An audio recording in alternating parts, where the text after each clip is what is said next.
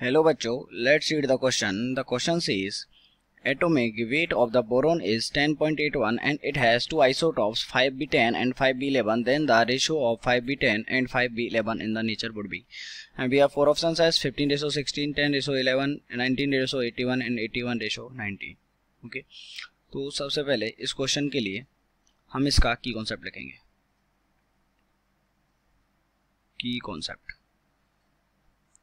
And इस question के लिए जो की कॉन्सेप्ट है that is average atomic mass. ये इसका की कॉन्सेप्ट हो गया.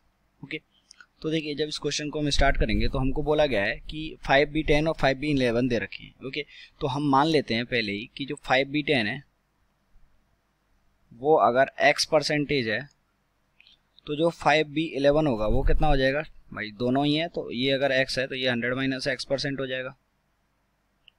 ओके, तो जो हम है इनका और हमको जो एटॉमिक वेट है बोरॉन का, यानी कि ये एवरेज है अगर दोनों हैं तो एवरेज एटॉमिक मास हमको कितना दे रखा है 10.81. तो एवरेज एटॉमिक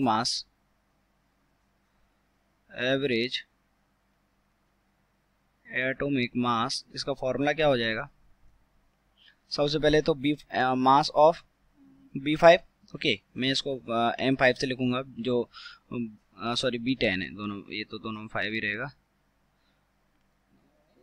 जो M इसको लिख दिया M10 जो B10 का मास है इंटू X इसका परसेंटेज. ओके, इसका परसेंटेज लिख दिया हमने X प्लस ये M11 का एटॉमिक मास, सॉरी B11 का एटॉमिक मास जिसको हमने M11 लिख दिया, और ये कितना हो गया 100 माइनस X डिवाइडेड बाई नीचे कितना हो गया इसका डिवाइडेड बाई टोटल परसेंटेज, तो टोटल कितना है 100. एवरेज एटॉमिक मास जो है हमको क्वेश्चन में that it is given as 10.81, तो ये हो गया 10.81.